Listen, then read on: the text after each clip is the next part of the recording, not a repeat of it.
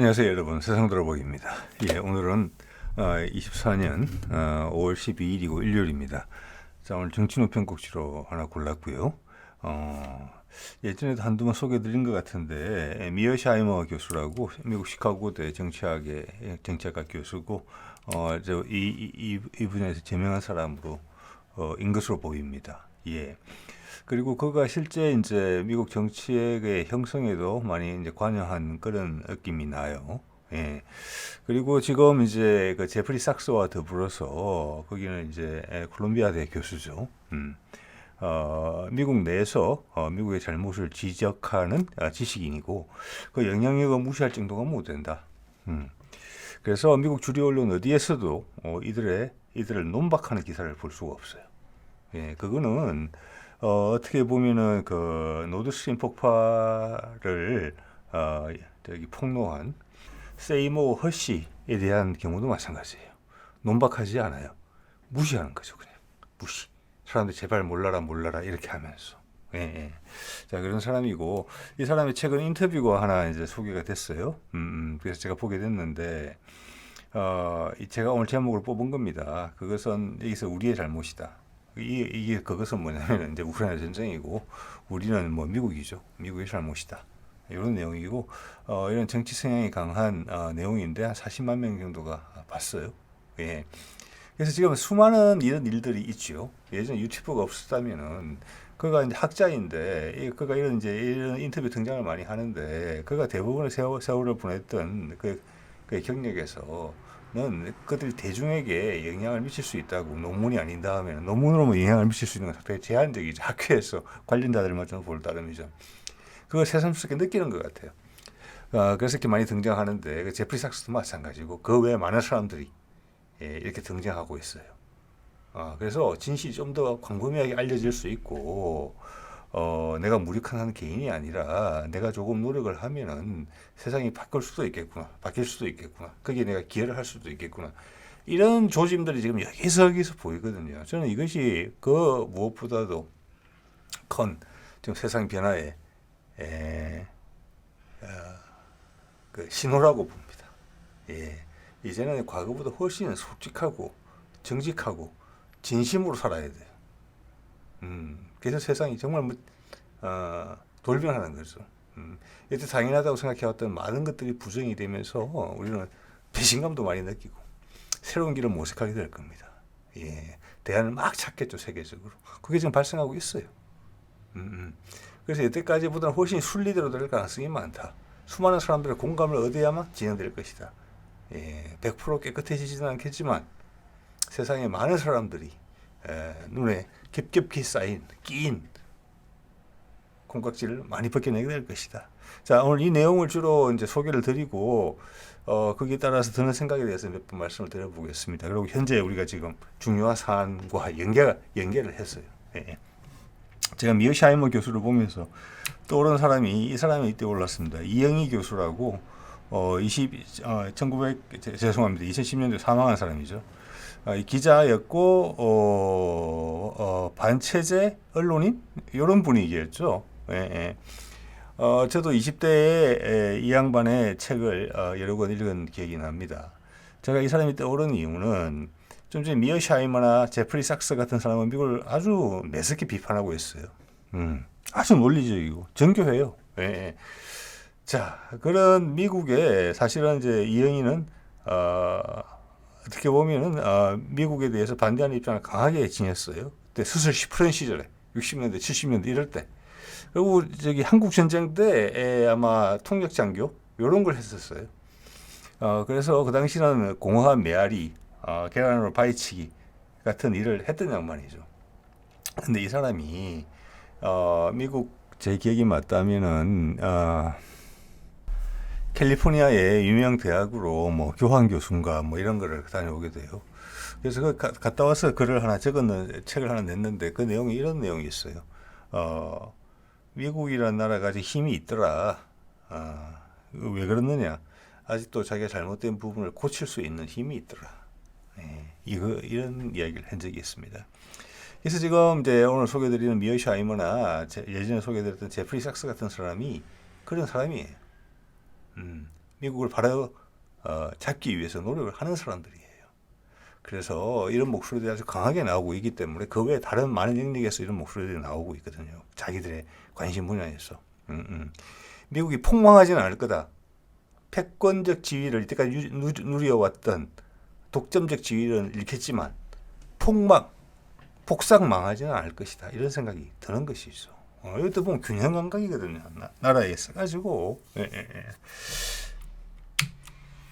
자, 이거 볼게요. 이제 미어샤이머 이거 한번 환기를 한번 할 필요가 있어. 이 부분에 대해서 왜 우크라이나 전쟁이 발발했는가, 왜 그게 미국의 잘못인가에 대해서 한번 볼게요. 저도 예전에 소개드린 내용이지만 좀 시간이 더 지나서 보니까 좀 더 새로운 각도에서 보게 되더라고요. 90년대 이제 구소련이 이제 붕괴됐을 때 냉전이 끝나고 나토의 동진을 클린턴 행정부가 결정을 합니다. 그때 미어샤이머의 말에 따르면 그는 그때 현장에 있었던 사람이에요, 사실은. 네. 그보다 더 정확하게 이 내용을 전달할 수 있는 사람은 없다고 봅니다. 무엇이냐? 내부에서 많은 반대가 있었다. 그때 고르바초프한테 우리는 1cm도 전진하지 않을 것이다. 나토는 러시아 쪽으로. 그렇게 말했던 사람이 아마 국방장관이었을 거예요, 당시에. 그래서 그 국방장관은 나토의 동진 결정에 있어서 격렬히 반대했다고 해요. 사직까지 하려고 했답니다. 그러니까 그거는 거짓말한 셈이 되는 거니까. 그렇지만 클린턴 정부 행정부의 내부에서는 결과적으로는 나토를 확장시킨다. 동쪽으로 계속한다.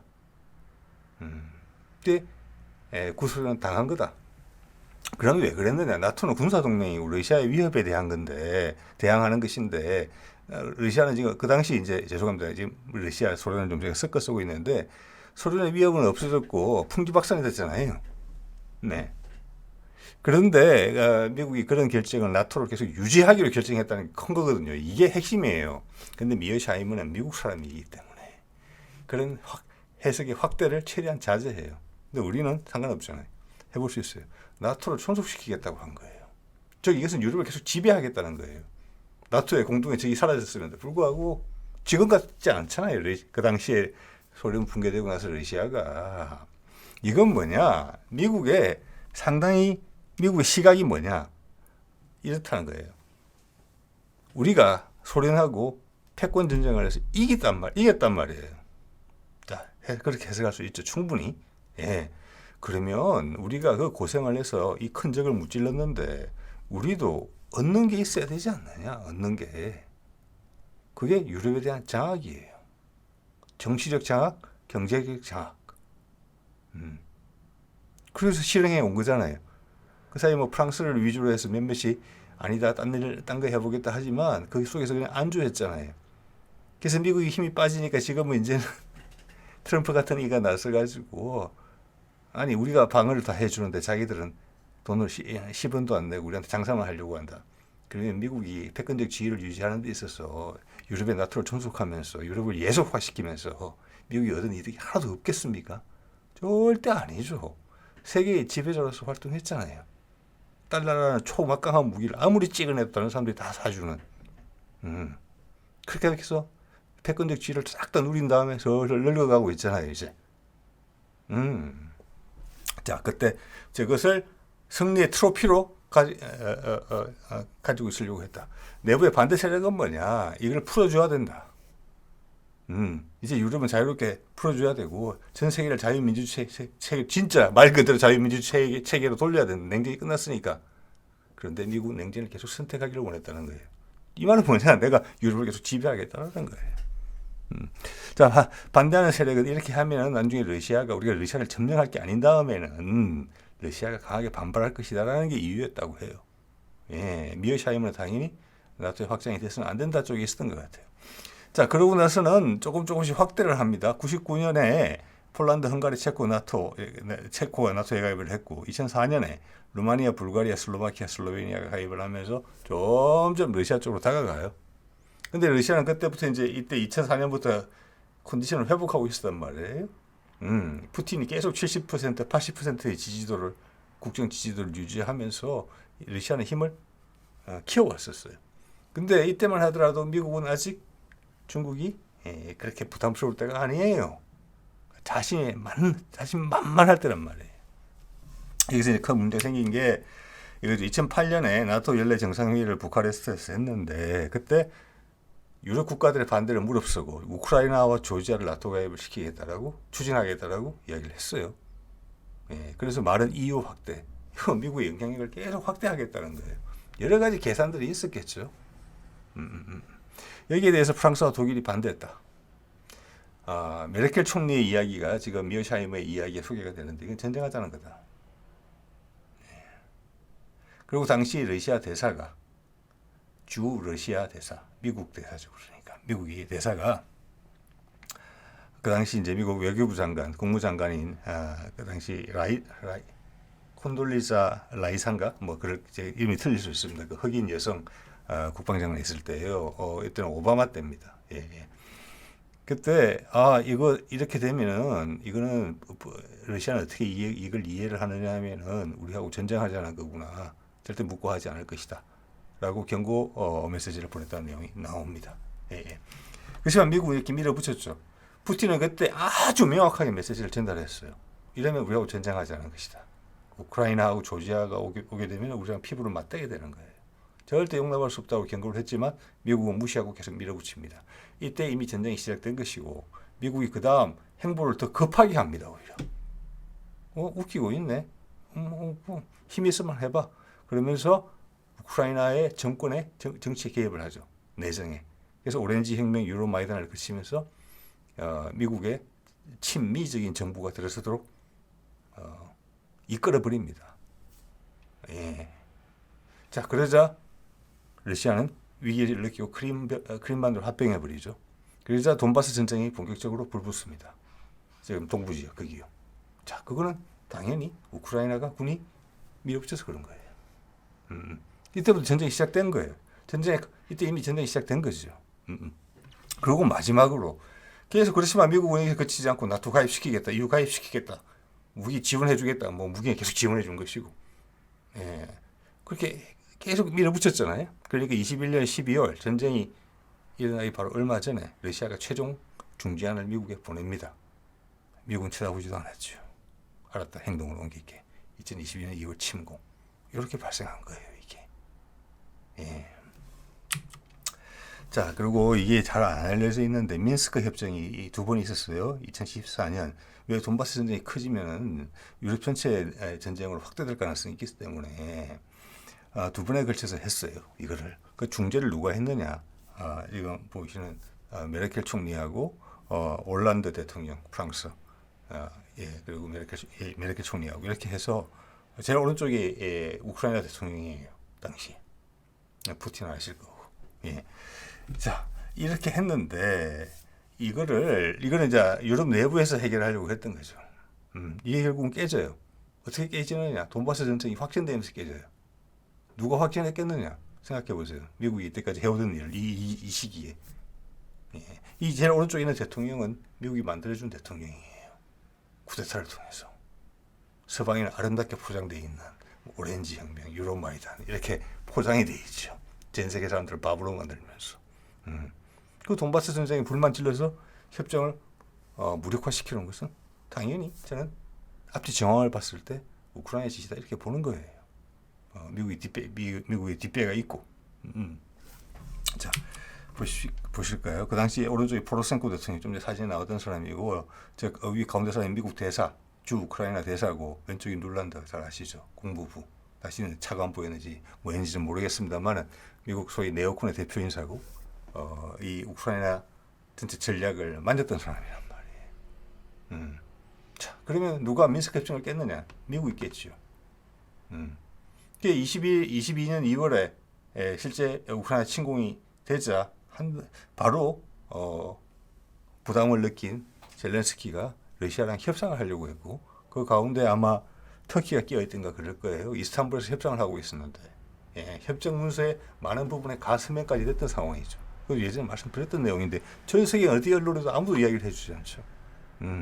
그 당시 영국 총리 존슨이 그에 날라와서 젤렌스키를 설득해내죠. 빠져나와라 이렇게. 너희 전쟁 이기게 해줄게. 예. 젤렌스키는 완전히 꼭두각시예요. 포로센코부터. 결국 푸틴이 침공을 하게 되고, 그것을 미국이 유도했다. 침공한 거는 푸틴이 맞죠. 그중에 전쟁의 모든 소스를 제공해서 펌프질을 해낸 거는 미국이에요. 자, 여기서 뭐냐? 미국이 러시아의 본때를 보여줄 수 있었다고 강한 확신이 들었다고 봐야 돼요. 저는 거기가 큰 오판이었다는 것을 누구나 다 이야기하고 있거든요. 지금 미어샤이머나 뭐 지고 있으니까 전쟁을, 그죠? 그래서 이것을 정치적으로 활용하려고 했던 것 같아요. 그 활용해야 되겠다는 뜻이 어디서 나왔느냐? 미국이 약해지고 있다. 미국의 세계 장악력이 떨어지고 있다. 왜? 저기 브릭스나 중국이나 러시아가 올라오고 그 외 많은 나라들이 그쪽으로 가서 슬며시 붙으려고 그런다. 미국 단일 체계에서 부담을 느끼는 세력들이 대안을 갖고자 한다. 거기 가서 뭐 밑에 가서 딸랑이가 되겠다는 게 아니고, 자, 거기서 미국이 위기를 느꼈다고 생각합니다. 그래서 본때를 보여주겠다. 이건 제 생각입니다. 여러분 각자 생각해 보십시오. 이거는 누구도 이야기하지 않는 부분에 언론에서는 저는 그렇게 봅니다. 코를 딱 눌러주겠다. 따끔하게. 그래서 유럽에 대한 지배력이 엄청나게 강해지겠죠. 그러면. 그러면 러시아가 찌그러지게 되면은 중국도 힘 못 쓰는 거고, 눈치 보는 사람들은 원래 제자리로 다 돌아가게 돼 있는 것이다. 그걸 노렸다. 그런데 실패했다. 지금 모양새가 엄청나게 안 좋게 됐다. 네. 바이든은 거꾸로 이야기하면 그새 올라와 있는 이 러시아의 힘을, 옛날에 뭐 나토 확대시킬 때 그때 우습게 보는 러시아가 아니구나. 힘을 세상 깨달았다. 즉 이게 미국이 위축된다는 뜻이고, 야 그럼 중국은 어느 정도 되는 거야 도대체. 이런 생각을 하지 않을 수 없지 않겠습니까? 근데 그 둘이 딱 붙어 있다. 아 감당 못한다. 이게 미국판 현실 인식이에요. 그게 미국 대중에게 전달되지 않도록 최소화하면서 중국과 푸틴을, 러시아를 악마화하면서 지금 바이든이 선거에서 이기고 싶은 거죠. 근데 그게 쉽지 않죠 지금. 그게 현재 상황이에요. 그래서 지금 큰 하나의 중요한 꼭지점 돌았어요. 꼭지점 지나갔어요. 어떤 지점이냐? 바이든이 이 전쟁을 시작했을 때, 미국 네오콘들이 전쟁을 시작했을 때는 우리가 지금까지 누려왔던 단일 패권, 그것이 좀 흐트러지고 있었는데, 긴장이 풀리고 있었는데, 그것을 우리의 힘을 한번 보여줌으로 해서 다시 한번 확 조이는, 우리 밑으로 줄을 쫙 세우는 이런 걸 원했죠. 그래서 지금 같은 패권 체계가 지속될 수 있기를 희망하면서 그래 했겠죠. 그래서 뭐 북미 종전선이나 이런 카드는 너무 약한 카드다. 우리가 그렇게 약한 모습을 보일 때가 아니다 지금. 그런 강경파의 손을 계속 들어준 것이고, 트럼프도 그들이 반대를 한 것이고, 바이든도 그 카드를 갖고 있었지만, 그들은 미국 예전 같지 않다는 걸 알고 있었지만, 정치적으로 해결해야 된다는 옵션도 항상 생각하고 있었지만, 결국 강경파의 손을 들어줘서 그렇게 간 거잖아요. 그런데 아주 처절하게 박살이 났단 말이에요. 그러면 아까도 말씀드렸죠. 폭망할 거냐. 미국 이런 선택을 하는 데 있어서는 내부적으로 많은 반대 세력들이 있다는 거예요. 일방적으로 가는 게 아니에요. 그런 균형에서 밀리기 때문에 간 건데, 지금 그 균형이 뒤집어졌다. 지금 놀란드가 나갔잖아요. 네오콘도 전방에서 나간 것 같거든요. 왜냐, 바이든 입장에 봤어도 그들 말을 따랐더니 지난 3년간 실패만 쌓였고, 나는 트럼프한테 재역전패하게 생긴 거다. 다시 한번 진짜 볼성사나운 대통령이 되겠다. 우크라이나전까지 패전해. 가자 전쟁에서도 제대로 행동하지 못해가지고 미국의 지도력이 전 세계에 손상되게, 거기다가 트럼프한테 다시 줘. 이거는 역사상 최악의 대통령 리스트에 들어갈 수 있는 수준이란 말이에요. 정말 싫겠죠. 자, 그러면 여기서 차선책에 대한 생각을 안 할 수 없을 거예요. 차선책은 뭐냐? 전쟁에 졌으면 그건 인정을 해야 돼요. 자, 아주 밑바닥에 있는 말씀을 드리는 겁니다. 겉으로는 뭐 이랬다 저랬다 수많은 이야기들이 나옵니다만은, 자, 졌다. 그렇지만 여기서 종합 국력에서 러시아가 미국을 뒤집을 수 있는 상황은 아직 아니다 전혀. 그러면 진짜 위협은 누구냐? 이제는 중국이다. 그건 이미 알고 있었죠. 원래대로 다시 돌아온 거예요. 러시아를 잡음으로써 양쪽을 다 잡을 수 있다고 생각했는데 그게 아니더라. 그러면은 이 둘을 분리시켜내야 된다. 그러면 우크라이나전을 어떻게 끝내느냐? 자존심 상하지 않게 하면서. 러시아가 그 점을 푸틴이 잘 알고 있는 것 같아요.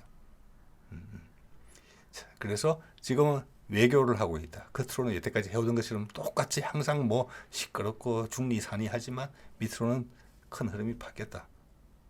예, 그 미국은 차선책을 취해야 된다. 그 과정에서 푸틴이 제안한 것이 푸틴의 방북 발표를 통해서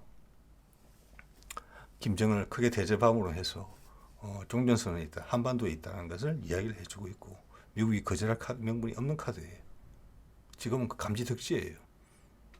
주변 주요 당사자인 러시아를 그렇게 갈고 놓고 다시 우리 상태로 회복된 것은 엄청나게 푸틴에게 감사할 일이죠, 사실은. 트럼프 이야기하잖아요. 자기는 푸틴하고 친하다고.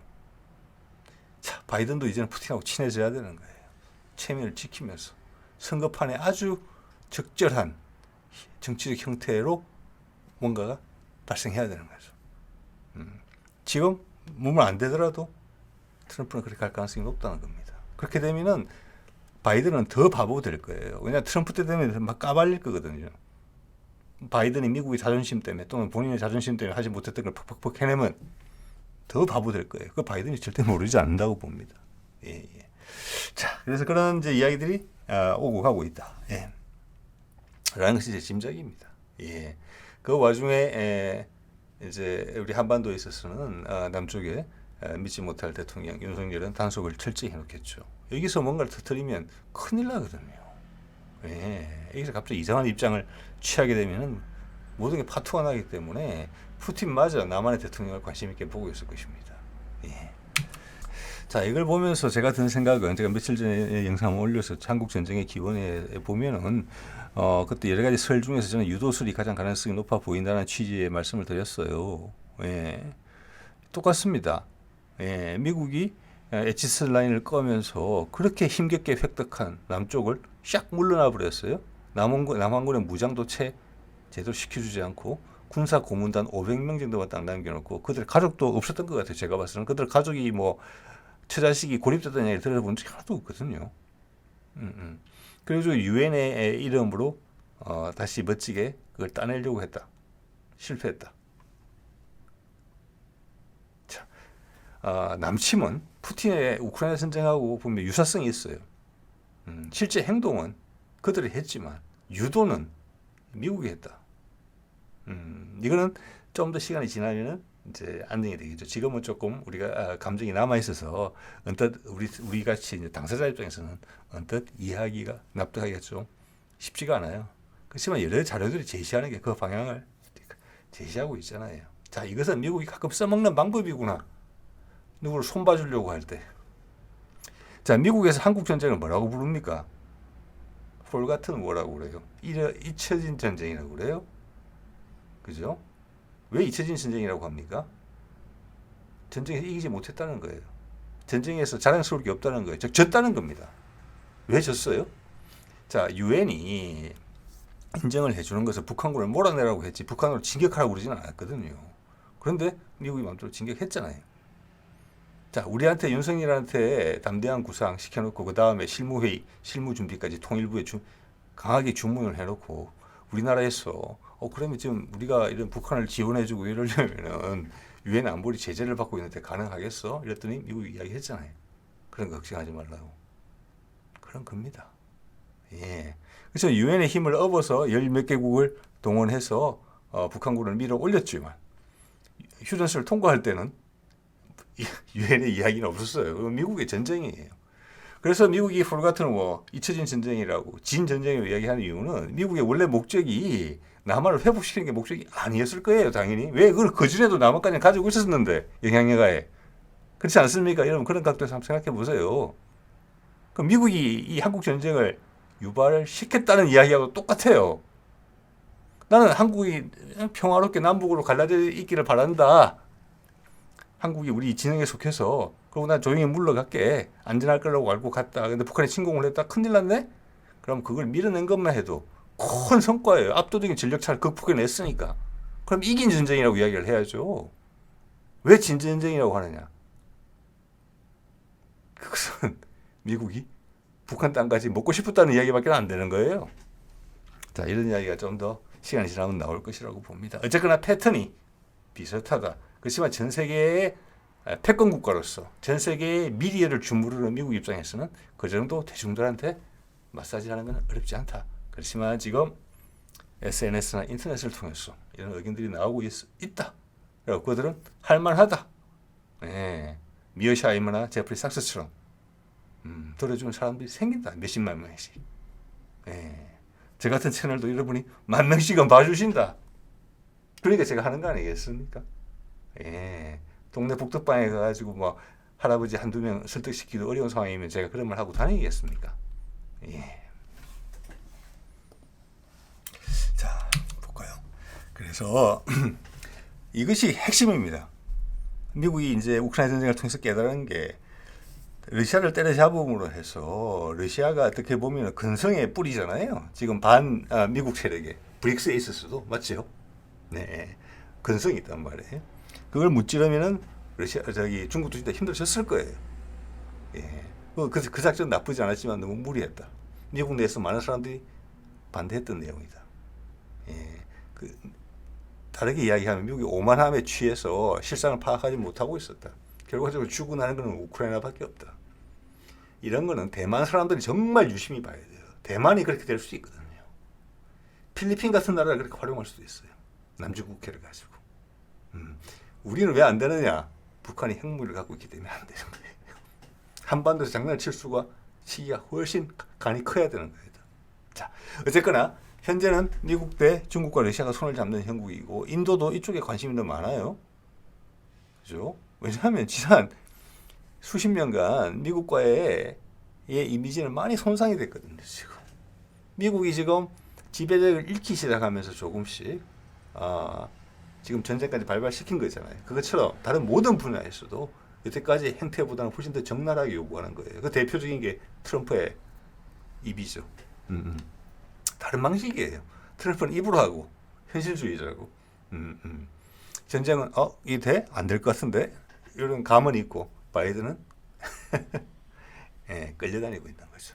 예. 자, 그래서 이걸 떼놔야 된다는 거죠. 미국이 원하는 세력은 미국을 러시아로 가지고 와야 된다. 예, 미국과 러시아는 통하는 부분이 있어요. 근데 미국과 중국은 잘 안 통해요. 이건 문화적인 부분이에요. 예. 그래서 러시아가 캐스팅 보트예요. 이걸 푸틴이 알고 있다는 거예요. 푸틴이 지금 제안한 캐스팅 보트는 언제 올지 모르겠지만 조만간 올 것 같은데 평양 방문이에요. 한반도예요. 예, 이건 지난 정부에서 쭉 이야기가 됐던 부분이에요. 특히 문재인 때. 그렇게밖에는 짐작이 안 돼요. 이거 트럼프도 알고 있고 바이든도 알고 있어요. 바이든이 안 채가면 트럼프가 채갑니다. 이거. 그리고 이게 극렬하게 반대하던 일본은 취합했잖아요. 아베가 세상을 떠나면서. 예, 일본이 반대 못합니다. 이제. 이거 큰 변화예요. 이야기하지 않죠, 사람들이. 이런 관점에서. 예. 자, 오늘 주제에서 하면 제일 중요한 사람이 이 사람인 것 같아요. 이게 보니까 2009년에 오바마 대통령 보이죠? 오바마가 푸틴의 사저를 방문한 사진이에요. 네. 여기 보면 빨간 동그라미 친 사람이 그 당시 빌 번저 주로 대사예요. 예. 지금 이 사람이 뭔 일을 하고 있습니까? 빌 번저. 예, 이게 2009년이니까 15년 전이네요. 네. 지금은 CIA 국장입니다. 예. 러시아 말도 잘한다고 해요. 러시아를 아는 거예요. 아까 제가 그런 말씀 드렸죠. 2008년에 부카레스트에서 나토를 우크라이나, 조지아까지 확대하겠다고 미국이 결정을 한 거죠. 영국과 프랑스가, 죄송합니다. 독일과 프랑스가 반대하는데 그때 주로 대사가 콘돌리사 라이자네요. 콘돌리사 라이자 미 국무장관한테 메모를 보냈다고 했죠. 그러면 그것은 푸틴은 우리한테 전쟁을 끌어오는 것으로 해석할 것이다. 상당히 위험하다. 이렇게 쪽지를 보냈던 사람이 이 사람이에요. 이때예요. 2009년이잖아요. 현재 2008년에도 이 사람이 대사였어요. 이 사람이 CIA 국장이에요. 예. 이 사람이 협상을 한다면 러시아의 푸틴과 협상을 하고 있는 사람이에요. 푸틴도 터커 칼슨과의 인터뷰에서 빌 번저를 좋게 이야기하는 짤막하긴 했지만 의미 있게 그를 신뢰하는 분위기를 표현한 바가 있거든요. 지금 네오콘, 아까 빅토리아 눌란드가 나가고 나서 CIA 쪽이 컨트롤하는 것 같거든요. 금년 초부터. 그래서 저는 전쟁의 가능성은 상당히 낮아졌다라고 보는 거예요. 왜? 빌 번저의 주장은 우리는 중국의 약점을 많이 알고 있고 우크라이나에서는 빨리 빠져나와야 된다. 왜? 질전쟁이니까. 그리고 빌 번저 혼자 하는 생각이 아니에요. 아까 미어샤이머 이야기처럼 빨리 빠져나와서 역량을 중국에 집중해야 된다. 예. 자, 빌번즈 다 알고 있다고 보는 겁니다. 푸틴이 뭘 원하는지. 푸틴은 우리가 설득해내면 우리 쪽으로 올 수도 있는 사람이다. 그렇다고 해서 뭐 중국을 도외시한다거나 이런 게 아니라 큰 흐름에서 똑같은 기회를 주겠죠. 예, 똑같은 기회를 주지만 그 기회를 더 잘 선택할 수 있는 곳에다가 힘을 주면은 중국이 자연스럽게 찌그러들게 돼 있다. 왜? 우리는 CIA는 중국의 약점을 여러 개 잘 알고 있으니까. 부족한 민주화라는 부분이 있죠. 소수민족 문제라는 것이고, 미국도 물론 노화, 미국은 고령에 따른 질환이 많고 중국은 급성장했다는 데 있어서 문제가 많죠. 우리 예전에 김영삼 정부 들어서 가지고 IMF 맞고 뭐 삼풍백화점 무너지고 뭐 대구에서 지하철 공사장에서 공사장 무너져 뭐 김해에서 비행기 떨어져 뭐 온갖 사고가 당할 때 그때가 우리가 이제 민간 정부로 군사 정부에서 민간 정부로 넘어서면서 그 긴장이 이완돼서 그랬던 거거든요. 예. 그런데 지금 미국이라는 패권 전쟁, 미국과의 패권 전쟁 때문에 중국이 자연스럽게 넘어가야 될 그 단계를 넘어가지 못하고 계속 경직돼 있다. 그런 부분이 분명히 있거든요. 그게 제 치명적 약점이라고 봅니다. 그게 아까 말씀드린 그런 부분들을 번스가 안다. 자, 러시아는 러시아의 발전을 위해서 오는 것이다. 그리고 동북아 시장이 열리게 되면은 중국도 가고 한반도도 갈 거다. 근데 그런 전개가 진행이 되다 보면 그 외 다른 여러 가지 미국의 예리한 공격들이 들어가게 되면은 중국 쪽이 힘들어질 수 있다. 이런 판단을 저는 하고 있을 수 있는 사람이라고 봅니다. 푸틴의 생각을 잘 읽고 있는 사람이거든요. 그래서 이 사람의 지금 등장은 상당히 중요하다. 예. 자, 미어샤이머는 동북아 쪽의 이야기를 거의 안 하는 걸로 봐서는 그쪽에 대해서는 우크라이나전만큼 해박하지는 않다고 생각을 합니다.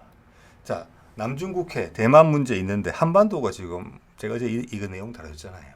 우리는 미국하고 딜을 했어요. 예, 한반도가 미국의 최전선이 돼주겠다. 미국도 올라타라. 그리고 위에 러시아가 끈이 된다. 그래서 겉으로는 동북아가 활성화되면서 중국도 만주주의가 활발해질 것 같지만 결과적으로는 너희들의 영향력이 미국 너희의 영향력이 확대되는 거다. 그 가운데서 일본이 얼마나 분기탱천했겠습니까? 그건 제압됐잖아요 지금. 아베가 없어짐으로 해서. 예. 저는 번스가 이 카드를 알고 있다고 생각합니다. 충분히 지금 고민 중이라고 보는 거죠. 그렇기 때문에 이번 총선에서도 총선 초기에는 신원식 국방장관이 뭐 북한이 이상 징후가 보이면 선 공격 후에 보고해라. 이런 말을 풍기면서 북풍의 분위기를 조금 마련한다 싶었지만 그다음부터 쏙 들어갔거든요. 전혀 북한의 북자도 언급하지 못했잖아요. 선거 기간 동안. 강력한 단속이 있었다는 겁니다. 미국에. 그거는 그만큼 이게 기회를 보고 있다는 거예요. 자, 그렇기 때문에 트럼프가 며칠 전에 소개드렸습니다만은 한반도에 칭찬을 하는 겁니다. 이 아이디어가 한반도에서 나왔다는 걸 의미해요. 예, 누구나 다 박수 칠 수 있는. 세계의 패권 흐름이 구도가 어떻게 진행되고 있고 러시아의 속마음이 무엇인지 이런 거를 꿰찬 생각이 한반도에서 나왔다는 거예요. 김정은을 칭찬했죠. 김정은은 누구한테 설득당했습니까? 남한 대통령한테 설득당했어요. 이 정도 끄면은 내가 미국하고 협상해 줄게. 주한 미군권 그리고 남북한이 미국의 편에 서주는 거. 예. 그래서 먼저 말씀드렸잖아요. 북한은 중국의 빚진 걸 다 갚았다. 예. 지난 고난의 행군 때 미국 편에 서 있던 중국이 미국에 이제 꿀을 빨던 중국이라고 표현해야 되겠네요. 하나 도와주지 않음으로써. 예. 그래서 나는 자주적으로 선택할 수 있다. 나의 파트너를. 그게 북한 입장이에요.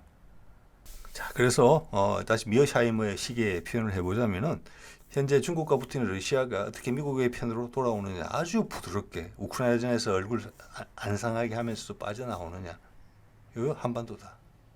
이런 짐작을 강하게 할 수 있고 번스가 그 책임을 맡고 있다. 번스는 그걸 잘 파악하고 있는 사람이다. 예. 물론 그 과정에서 미국이 양보해야 될 게 많이 생길 겁니다. 전쟁에 지긴 졌잖아요. 예. 지금까보다는 한 단계 내려갈 거예요. 그렇지만 이런 선택을 하면 폭삭 한꺼번에 망하지는 않을 겁니다. 예. 자, 오늘 이 정도 하겠습니다. 네.